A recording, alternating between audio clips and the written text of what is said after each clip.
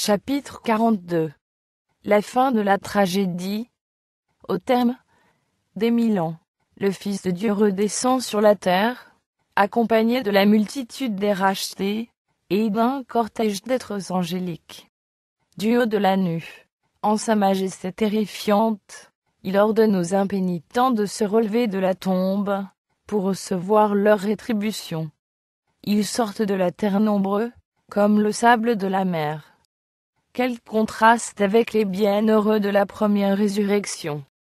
Les justes étaient revêtus d'une beauté et d'une jeunesse éternelle. Les injustes portent les stigmates de la maladie et de la mort. Tous les yeux tournés vers la gloire qui enveloppe le Fils de Dieu, d'une seule voix, la multitude des perdus s'écrie. Béni soit celui qui vient au nom du Seigneur. Ce n'est point un sentiment d'amour pour Jésus qui leur inspire ce cri. C'est la puissance de la vérité qui l'arrache de leurs lèvres. Ils sont sortis de la tombe tels qu'ils y étaient descendus, animés d'un esprit de haine et de révolte contre Dieu. Aussi n'est-il pas question d'une nouvelle épreuve, pour acheter leur passé. L'expérience serait inutile. Toute une vie de péché n'a pas attendri leur cœur. Si une seconde occasion leur était accordée, ils s'en serviraient, comme de la première, pour éluder les exigences de Dieu, et lui faire la guerre. Jésus-Christ s'arrête sur la montagne des Oliviers, d'où il est monté au ciel, après sa résurrection, et où les anges ont réitéré la promesse de son retour. L'Éternel, mon Dieu, viendra, dit le prophète, et tous ses saints avec lui. Ses pieds se poseront en ce jour sur la montagne des Oliviers, qui est vis-à-vis de Jérusalem, du côté de l'Orient. La montagne des Oliviers se fendra par le milieu, et il se formera une très grande vallée. L'Éternel sera roi de toute la terre. En ce jour-là, l'Éternel sera le seul Éternel, et son nom sera le seul nom. Alors la nouvelle Jérusalem, éclatante de splendeur, descend du ciel, et s'installe en un lieu purifié, et préparé pour la recevoir. Puis le Rédempteur, accompagné de son peuple et de ses anges, fait son entrée dans la sainte cité. Et maintenant Satan va se préparer à une lutte suprême en vue de s'emparer de l'empire du monde. Pendant qu'il était privé de sa puissance, et dans l'incapacité de nuire, le prince des ténèbres était sombre et abattu. Mais à la vue des injustes ressuscités, lorsqu'il se voit entouré de leur multitude innombrable, il renaît à l'espérance, et décide de ne pas abandonner la partie. Il réunira sous ses étendards toute l'armée des réprouvés, et, avec leur concours, il tentera de réaliser son dessein. Les impénitents sont ses captifs. En rejetant le Sauveur, ils se sont placés sous son sceptre, et sont prêts à recevoir ses suggestions, et à suivre ses ordres. Et pourtant, fidèle à sa tactique, le chef des rebelles ne révèle pas ce qu'il est.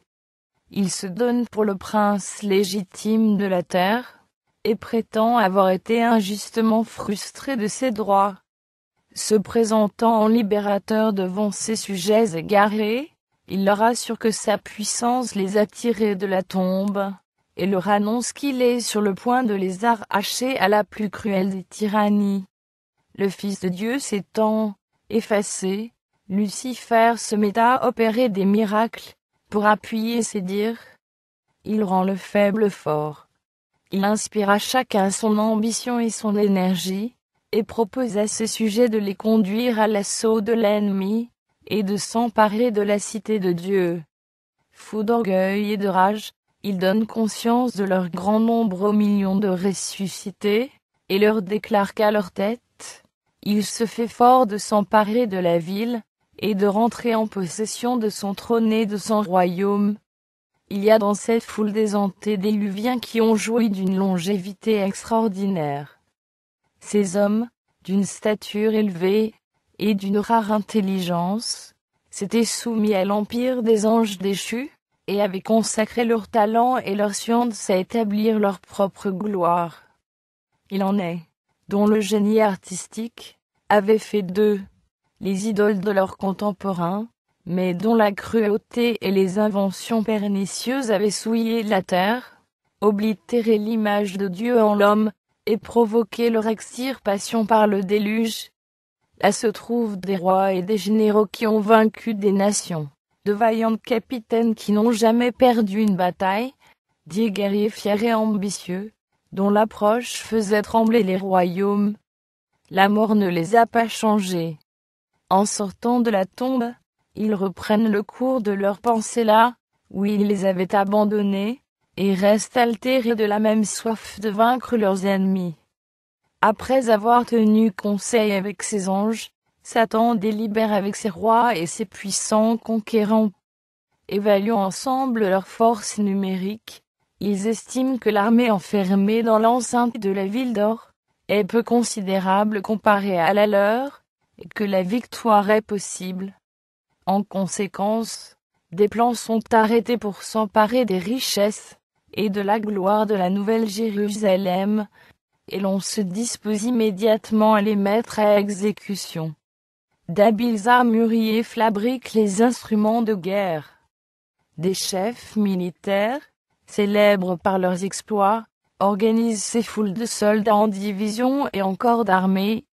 Enfin, le signal de l'attaque est donné, et l'on voit s'ébranler une armée innombrable, armée telle que jamais conquérant n'en arrivait de pareille, et qui dépasse en combattant les forces réunies de toutes les guerres de l'histoire. En vue de la lutte finale, les anges déchus ont également rassemblé leurs légions. Satan, le plus puissant des guerriers, ouvre la marche. Des rois et de grands capitaines forment son état-major. La multitude suit, organisée en phalanges incommensurables, dont chacune obéit à un chef. Ces masses compactes s'avancent avec une précision militaire sur la surface raboteuse et accidentée de la terre, et investissent la Nouvelle Jérusalem, qu'elle se prépare à prendre d'assaut. Sur l'ordre de Jésus, les portes de la cité d'or se ferment, et le Fils de Dieu apparaît de nouveau à la vue de ses ennemis. Bien au-dessus de la ville, sur une plateforme d'or étincelant, est dressé un trône très élevé. Le Fils de Dieu y est assis, entouré des sujets de son royaume. Aucune langue ne peut rendre, aucune plume ne peut décrire la magnificence du Sauveur enveloppé de la gloire du Père éternel. Cette gloire remplit la cité de Dieu, rayonne au-delà de ses murs, et inonde la terre entière. Tout près du trône se trouvent placés ceux qui, d'abord zélés pour la cause de Satan, puis, véritables brandons arrachés du feu, ont servi leur Dieu avec une grande ferveur. Après eux, se tiennent ceux qui manifestèrent un caractère chrétien au milieu de l'imposture et de l'incrédulité, ceux qui ont honoré la loi de Dieu, quand le monde chrétien la déclarait abolie, puis les millions de fidèles qui, dans tous les siècles, ont été immolés pour leur foi. Enfin vient une grande foule, que personne ne peut compter, de toute nation, de toute tribu, de tout peuple, et de toute langue. Ils se tenaient devant le trône, et devant l'agneau, revêtus de robes blanches, et des palmes dans leurs mains. Pour eux tous, le combat est terminé. Ils ont remporté la victoire. Ils ont achevé la course. Ils ont atteint le but. Les palmes qu'ils portent sont l'emblème de leur triomphe, et leurs robes blanches symbolisent la justice immaculée du Christ qui est maintenant la leur.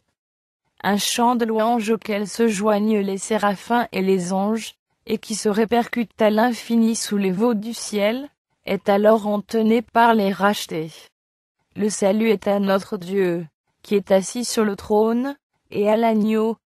Devant le spectacle de la puissance et de la malignité de Lucifer, les rachetés comprennent mieux que jamais que seul, le Sauveur a pu leur donner la victoire.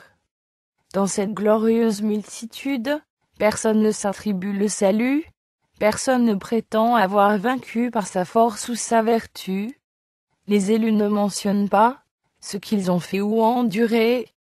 La pensée et la note dominante de chaque hymne, c'est que le salut est à notre Dieu et à l'agneau. Et l'on assiste au couronnement définitif du Fils de Dieu en présence des habitants de la terre et du ciel. Investi de la puissance et de la majesté suprême, le roi des rois prononce la sentence qui atteint les adversaires de son gouvernement, et exécute ses jugements contre ceux qui ont transgressé sa loi et opprimé son peuple. Je vis, dit le prophète de Dieu, un grand trône blanc, et celui qui était assis dessus. La terre et le ciel s'enfuirent devant sa face, et il ne fut plus trouvé de place pour eux. Et je vis les morts, les grands et les petits, qui se tenaient devant le trône. Des livres furent ouverts. Et un autre livre fut ouvert, celui qui est le livre de vie. Et les morts furent jugés selon leurs œuvres, d'après ce qui était écrit dans ces livres. Dès que les livres sont ouverts, et que les regards de Jésus se portent sur les injustes, ceux-ci sont conscients de tous les péchés qu'ils ont commis. Ils voient exactement l'endroit où leurs pieds se sont écartés du sentier de la pureté et de la sainteté. Ils comprennent jusqu'à quel point l'orgueil et la révolte les ont portés à violer la loi de Dieu. Les tentations caressées, les bénédictions détournées de leur but, les messagers de Dieu méprisés, les avertissements rejetés, les vagues de miséricorde refoulées de leurs cœurs obstinés et impénitents, tout cela leur apparaîtra comme écrit en lettres de feu. Au-dessus du trône, sous l'emblème de la croix, on voit passer dans une série de tables panoramiques les scènes de la tentation et de la chute d'Adam, et toutes les phases successives du grand plan de la rédemption. L'humble naissance du Sauveur, son enfance et son adolescence, toutes de candeur et d'obéissance, son baptême dans le Jourdain, son jeûne et sa tentation dans le désert, son ministère public révélant aux hommes les bienfaits du ciel, ses journées remplies d'actes de bonté et de miséricorde, ses nuits de prière et de veille solitaire dans la montagne, les complots, fruits de l'envie et de la haine, qui récompensaient ses bienfaits, l'angoissante et mystérieuse agonie de Gethsémané, où il porta le poids écrasant des péchés du monde, les heures nocturnes au milieu d'une foule meurtrière, et les sinistres événements de cette nuit d'horreur. La désertion de ses disciples bien-aimés, la violence de la soldatesque, le long des rues de Jérusalem, les clameurs de la foule, les comparutions chez elle, au palais de Caïphe, au tribunal de Pilate, et devant le lâcher cruel Hérode, les sarcasmes, les injures, la flagellation, la condamnation à mort. Tout cela défilait avec une réalité saisissante. Puis sous les yeux de la multitude frémissante, passent les scènes finales des annales humaines. On voit le doux martyr fouler le sentier qui mène au calvaire. Le roi du ciel est cloué sur un bois d'infamie. Des prêtres hautains, et une vile populace insulte à son agonie. Au moment où le Rédempteur expire, des ténèbres surnaturelles envahissent la scène, la terre frissonne, les rochers se déchirent. Dans ce redoutable scénario, tout est d'une poignante exactitude. Satan, ses anges et ses sujets, qui reconnaissent leur œuvre, ne peuvent en détourner les regards. Chacun des acteurs de ce drame se reconnaît dans le rôle qu'il y a joué. Hérode, qui massacra les innocents de Bethléem en tentant de faire mourir le roi d'Israël. L'infâme Hérodias, qui chargea sa conscience du sang de Jean-Baptiste. Pilate, faible et opportuniste. Les soldats ricaneurs, les sacrificateurs, les chefs et la foule en démence, qui criaient « Que son sang soit sur nous et sur nos enfants ». Tous voient l'énormité de leur faute. Ils tentent en vain de se dérober à la vue de celui dont l'éclat surpasse la lumière du soleil, tandis que les rachetés jettent leur couronne aux pieds de Jésus, en s'écriant « Il est mort pour moi ». Dans la foule des rachetés, parmi les apôtres du Christ, On remarque l'héroïque Paul, l'ardent Simon-Pierre, Jean le disciple aimant et bien-aimé, leurs fidèles convertis, et avec eux l'immense cortège des martyrs. Mais, en dehors des murailles, en compagnie d'êtres vils et abominables, on voit ceux qui les ont persécutés, emprisonnés et mis à mort. Néron, ce monstre de vice et de cruauté, contemple la joie et la gloire de ceux qu'il torturait autrefois, et dans les souffrances desquelles il trouvait un satanique plaisir. Sa mère, qui elle aussi, peut voir que les défauts transmis à son fils, et les passions encouragées, et développées chez lui par son influence et son exemple, ont eu pour résultat des crimes qui ont fait frémir le monde. Là, sont des prélats et des prêtres de Rome, qui se disaient ambassadeurs du Christ, et recouraient au chevalet, à la prison et au bûcher, pour asservir les consciences des vrais disciples du Sauveur. Là se trouvent les orgueilleux pontifes, qui se sont élevés au-dessus de Dieu, et ont prétendu avoir le droit de changer sa loi. De soi-disant pères de l'Église, qui doivent maintenant rendre à Dieu un compte dont ils voudraient bien être dispensés, constatent, mais trop tard, que le Tout-Puissant est jaloux de sa loi, et qu'il ne tiendra pas le coupable pour innocent. Ils voient que Jésus-Christ identifie ses intérêts avec ceux de ses enfants opprimés, et ils sentent la force de ses paroles. Toutes les fois que vous avez fait ces choses à l'un de ces plus petits de mes frères, c'est à moi que vous les avez faites. Tous les impénitents sont à la barre du tribunal divin sous l'inculpation de crimes de haute trahison contre le gouvernement du ciel. Personne n'est là, pour plaider en leur faveur.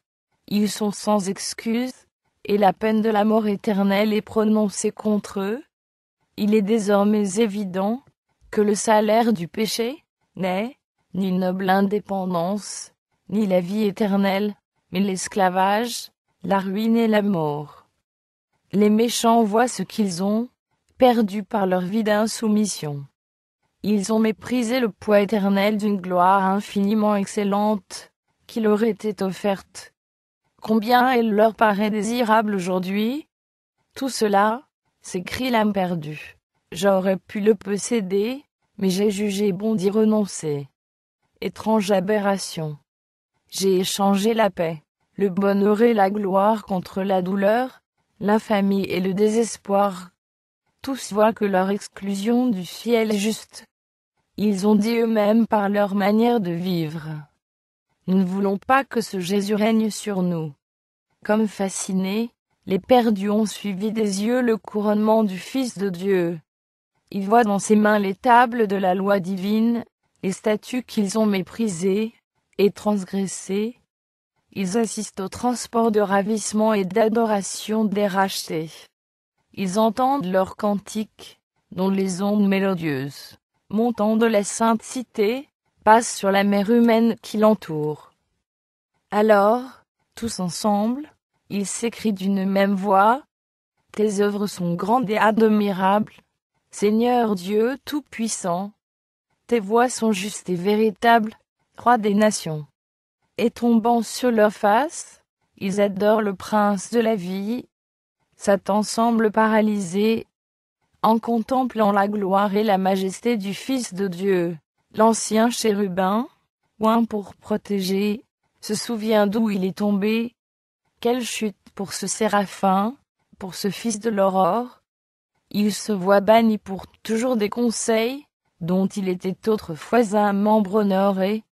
Debout auprès du Père, qui voit en ce moment sa gloire, il a vu un ange glorieux, et de haute stature placer la couronne sur la tête de Jésus, haute fonction qui, il le sait, aurait pu être la sienne. Il se souvient des jours de son innocence et de sa pureté. Il revit la paix et la joie qu'il a éprouvées, jusqu'au moment où il s'est permis de murmurer contre Dieu, et de jalouser son Fils. Ses accusations, sa rébellion, ses ruses mensongères, pour s'assurer la sympathie et l'appui des anges, son obstination à refuser le pardon, quand Dieu le lui offrait. Tout cela passe rapidement devant ses yeux. Il récapitule son œuvre parmi les hommes, et ses conséquences. Inimitié entre les hommes, haine, guerre, et carnage, naissance, et chute des empires. Longue succession de tumultes, de conflits et de révolutions. Il se souvient de son opposition acharnée à l'œuvre du Sauveur, et de ses efforts pour plonger l'homme dans une dégradation toujours plus profonde. Il voit l'impuissance de ces infernales machinations contre ceux qui ont placé leur confiance en Jésus. Le royaume qu'il a fondé, fruit de ses labeurs, n'a été qu'une suite d'échecs et de ruines. Et s'il a fait croire aux foules qui l'entourent, que la cité de Dieu serait une proie facile, il sait que cela est faux. Au cours de la grande tragédie, il a dû maintes fois s'avouer vaincu. Il ne connaît que trop la puissance et la majesté de l'Éternel. Le grand rebelle s'est toujours justifié, en prétendant que le gouvernement divin était seul responsable de sa rébellion. C'est à cela qu'il a employé toutes les ressources de sa puissante intelligence. Il y a travaillé délibérément et systématiquement, et, à en juger par les multitudes qu'il a amenées à admettre sa version du grand conflit, son succès a été extraordinaire. Depuis des milliers d'années, ce chef des révoltés donne à ses sujets l'erreur pour la vérité. Mais le temps est enfin venu, où cette guerre doit cesser, et où l'histoire et le caractère de Satan doivent être dévoilés. Sa dernière tentative, pour détrôner Jésus-Christ, détruire son peuple, et s'emparer de la cité de Dieu, a entièrement démasqué le grand séducteur. Ses suppôts assistent à sa défaite. Les disciples de Jésus, en revanche, contemplent toute l'horreur de son complot contre le gouvernement de Dieu. Il est l'objet de l'exécration universelle. D'ailleurs, Lucifer voit que sa rébellion volontaire le disqualifie pour le ciel. Il a employé ses facultés à faire la guerre à Dieu. La pureté, la paix, la concorde du ciel serait pour lui une suprême torture. Ses accusations contre la miséricorde et la justice de Dieu sont maintenant, en effet, réduites à néant. L'opprobre qu'il a tenté de jeter sur Jéhovah retombe entièrement sur sa tête. Aussi s'incline-t-il profondément, et reconnaît-il la justice de la sentence qui le frappe. Qui ne craindrait, Seigneur, et ne glorifierait ton nom. Car seul tu es saint. Et toutes les nations viendront, et se prosterneront devant toi, parce que tes jugements ont été manifestés. Tous les problèmes sur la vérité et l'erreur soulevés au cours de la tragédie des siècles sont maintenant tranchés.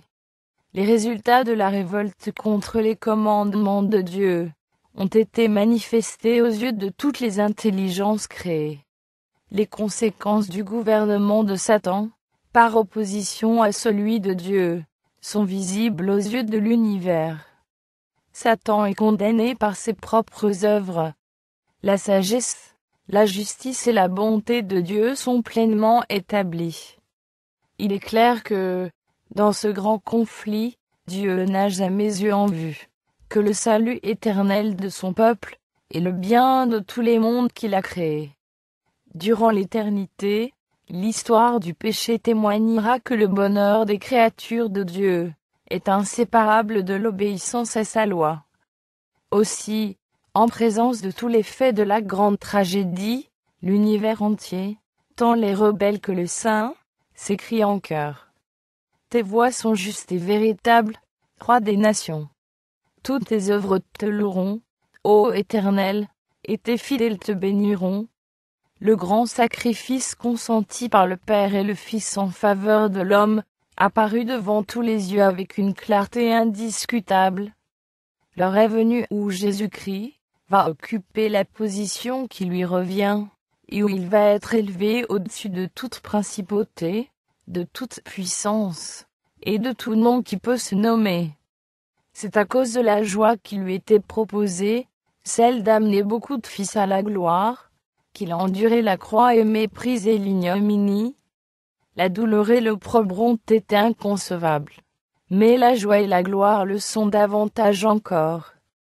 Contemplant les rachetés régénérés à sa propre image, Jésus reconnaît en chacun d'eux l'empreinte de la divinité, et sur chaque visage les traits de sa propre beauté.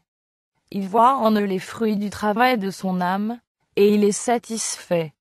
Alors, d'une voix qui est entendue de toute la multitude des justes et des méchants, il s'écrie: Voici les rachetés de mon sang. Pour eux j'ai souffert, et pour eux j'ai donné ma vie. Je veux qu'ils demeurent en ma présence durant l'éternité.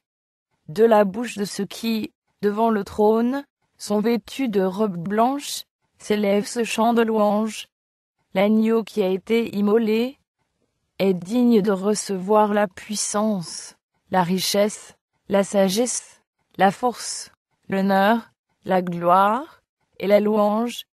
Satan a été contraint de reconnaître la justice de Dieu et la suprématie de son Fils. Mais son caractère n'est point changé. À nouveau, un esprit de rébellion éclate en lui en un torrent impétueux. Dans sa frénésie, il refuse de reconnaître sa défaite, et le moment lui paraît venu de faire une tentative suprême contre le roi des cieux. Se précipitant au milieu de ses sujets, il s'efforce de leur inspirer sa fureur, et de les pousser à engager aussitôt la bataille.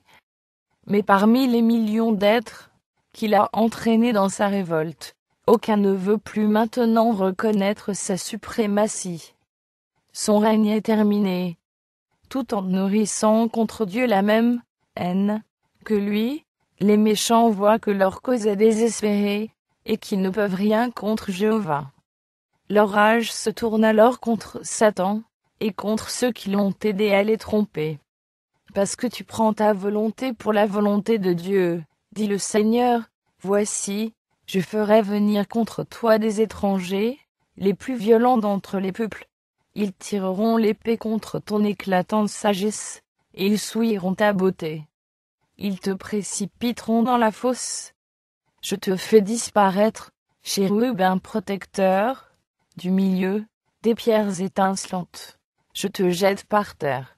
Je te livre en spectacle, roi. Je fais sortir du milieu de toi un feu qui te dévore. Je te réduis en cendres sur la terre, aux yeux de tous ceux qui te regardent. Tu es réduit au néant, tu ne seras plus à jamais.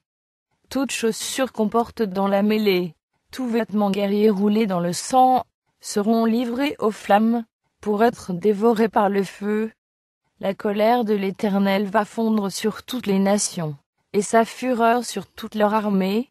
Il les voue à l'extermination, il les livre au carnage. Il fait pleuvoir sur les méchants des charbons, du feu et du soufre. Un vent brûlant, c'est le calice qu'ils ont en partage. Des flammes de feu descendent du ciel. La terre s'entr'ouvre, les armes qu'elle recèle dans son sein jaillissent de toutes les crevasses. Les rochers même prennent feu.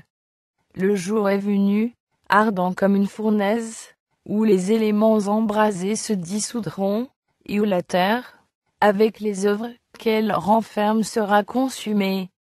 Sa surface ressemble à une masse de métal en fusion, à un immense feu. Il est venu le temps du jugement, et de la ruine des hommes impies. C'est un jour de vengeance pour l'Éternel, une année de représailles pour la cause de Sion. Les méchants reçoivent leur rétribution sur la terre. Ils seront un chaume, et ce jour qui vient les enflammera, dit l'Éternel des armées. Les uns périssent en un instant, tandis que d'autres souffrent, durant plusieurs jours. Chacun reçoit selon ses œuvres. Les péchés des justes ayant été transférés sur Satan, celui-ci est appelé à souffrir non seulement pour sa propre rébellion, mais aussi pour tous les péchés qu'il a fait commettre au peuple de Dieu. Son châtiment sera infiniment plus sévère que celui de ses victimes. Après que tous ceux qui se sont perdus par sa faute auront péri, il continuera encore à vivre et à souffrir. Mais les flammes purificatrices finiront par avoir raison de tous les méchants, racines et rameaux. Satan est la racine, ses suppôts sont les rameaux. Les sanctions de la loi ont été exécutées. Les exigences de la justice sont satisfaites. Le ciel et la terre, qui en sont témoins, proclament la justice de Jéhovah. L'œuvre de ruine inaugurée par Satan a pris fin à jamais. Durant 6000 ans, il a fait sa volonté. Il a rempli la terre de douleur, et a fait couler des torrents de larmes. Sous son règne, toute la création n'a fait que soupirer et gémir. Maintenant, les créatures de Dieu sont à jamais délivrées de sa présence et de ses tentations. Toute la terre jouit du repos et de la paix. On éclate en chants d'allégresse. Une acclamation de triomphe et de joie monte vers Dieu de tout l'univers fidèle. Et j'entendis comme une voix d'une foule nombreuse, comme un bruit de grosses eaux, et comme un bruit de fort tonnerre, disant: Alléluia! Car le Seigneur, notre Dieu Tout-Puissant est entré dans son règne. Pendant que la terre est changée en un vaste brasier, les justes sont en sécurité dans la ville sainte. La seconde mort ne peut rien sur ceux qui ont eu part à la première résurrection. Dieu, qui est un feu consumant pour les méchants, est pour son peuple un soleil et un bouclier. Puis je vis un nouveau ciel et une nouvelle terre, car le premier ciel et la première terre avaient disparu. Les flammes qui ont consumé les méchants ont purifié la terre. Toute trace de malédiction s'est évanouie. Aucun enfer éternellement embrasé ne rappellera aux élus les terribles conséquences du péché. Il en restera toutefois un souvenir. Les traces cruelles de sa crucifixion resteront à jamais visibles à la tête, aux côtés, aux mains et aux pieds de notre Rédempteur. En le contemplant dans sa gloire, le prophète s'écrie: C'est comme l'éclat de la lumière. Des rayons partent de sa main. Là réside sa force. Cette main, ce côté percé d'où a jailli le flot cramoisi, qui a réconcilié l'homme avec Dieu, ces blessures où réside sa force, voilà sa gloire. Puissant pour sauver par le sacrifice rédempteur, il a aussi la force d'exercer la justice contre les contempteurs de sa miséricorde. Mais ses plus hauts titres de gloire seront les marques de son humiliation. Pendant les siècles éternels, les cicatrices du calvaire raconteront sa louange et proclameront sa puissance. Et toi, tour du troupeau, colline de la fille de Sion, à toi viendra, à toi arrivera l'ancienne domination. Le moment attendu impatiemment par les hommes de Dieu depuis le jour où les chérubins ont interdit l'accès du paradis est enfin venu. C'est le temps de la rédemption de ceux que Dieu s'est acquis. La terre, originellement remise à l'homme comme son royaume, livrée par lui entre les mains de Satan, et si longtemps détenue par cet ennemi redoutable, a été reconquise grâce au vaste plan de la rédemption. Tout ce qui avait été confisqué par le péché est récupéré, car ainsi parle l'Éternel, le Créateur des cieux, le seul Dieu, qui a formé la terre, qui l'a faite, et qui l'a affermie, qui l'a créée, pour qu'elle ne fût pas déserte, qui l'a formée, pour qu'elle fût habitée. Le plan originel de Dieu, lorsqu'il crée la terre, est réalisé. Celle-ci est désormais la demeure éternelle des rachetés.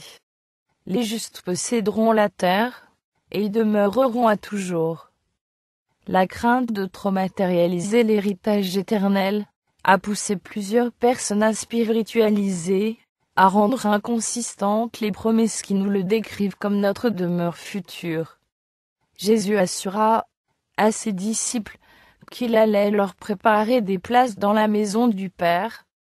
Or, ceux qui acceptent les enseignements de la parole de Dieu ne sont pas laissés entièrement dans l'ignorance touchant ces demeures. Néanmoins, les choses que Dieu a préparées pour ceux qui l'aiment sont des choses que l'œil n'a point vues, que l'oreille n'a point entendu. La langue humaine est impuissante pour décrire la récompense des justes. Seuls pourront s'en rendre compte ceux qui la verront. Notre esprit borné est incapable de concevoir la gloire du paradis de Dieu. Dans les Écritures, l'héritage des élus est appelé une patrie. Le divin berger y conduit son troupeau aux sources des eaux vives. L'arbre de vie y donne son fruit chaque mois, et les feuilles de cet arbre sont utilisées par les nations. Des ruisseaux intarissables d'une eau claire comme le cristal, sont bordés d'arbres verdoyants, qui jettent leur ombre sur les sentiers, préparés pour les rachetés de l'Éternel. D'immenses plaines ondulées en collines gracieuses, alternent avec les cimes altières des montagnes de Dieu. C'est sur ces plaines paisibles, et le long de ces cours d'eau vive, que le peuple de Dieu, longtemps étranger et voyageur, trouvera enfin un foyer. Mon peuple demeurera dans le séjour de la paix, dans des habitations sûres, dans des asiles tranquilles. On n'entendra plus parler de violence dans ton pays, ni de ravages, et de ruines dans ton territoire. Tu donneras à tes murs le nom de salut, et à tes portes celui de gloire. Les élus bâtiront des maisons et les habiteront, ils planteront des vignes, et en mangeront le fruit. Ils ne bâtiront pas des maisons, pour qu'un autre les habite, ils ne planteront pas des vignes, pour qu'un autre en mange le fruit, mes élus jouiront de l'œuvre de leurs mains. C'est alors que le désert et le pays aride se réjouiront, que la plaine aride sera dans l'allégresse, et fleurira comme le lys. Au lieu de l'épine s'élèvera le cyprès, au lieu de la ronce croîtra le myrte. Le loup habitera avec l'agneau, et la panthère se couchera avec le chevreau, et un petit enfant les conduira.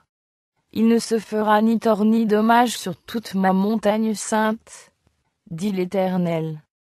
La souffrance ne pourra pas exister dans l'atmosphère du ciel. On n'y verra ni larmes, ni convois funèbres. Il n'y aura plus ni deuil, ni cris, ni douleur, car les premières choses ont disparu.